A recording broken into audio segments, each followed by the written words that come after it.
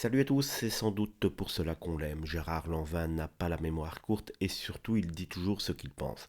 Il a encore moins le cœur léger face à l'un des drames les plus atroces du cinéma français, le féminicide de Marie Trintignant.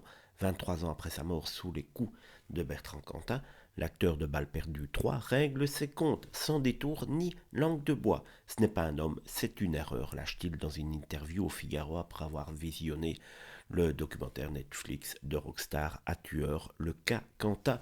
N'hésitez d'ailleurs pas à me dire si vous l'avez regardé ce documentaire, une mini-série qu'il reconnaît avoir regardé lui uniquement dans un but précis, le détester encore plus. L'acteur se remémore sa relation avec Marie Trintignant rencontrée sur le tournage des Marmottes. Pour lui, c'était une femme lumineuse, pleine d'humour et de vie.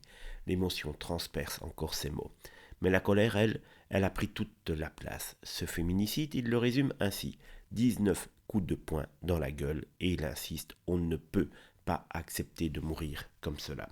Contrairement à certains qui veulent tourner la page, Lanvin lui refuse de banaliser l'horreur.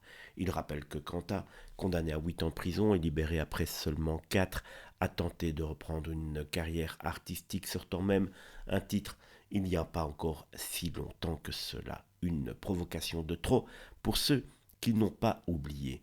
Pour Lanvin, la justice a manqué de fermeté et d'impunité culturelle accordée au chanteur reste une honte. Son message est clair, il n'y a pas d'excuses possibles. Il ne s'agit pas d'une bavure ou d'un accident, mais d'un meurtre. Et derrière Marie, il y avait aussi une maman, des enfants, une sœur, une vie entière écrasée sous les coups.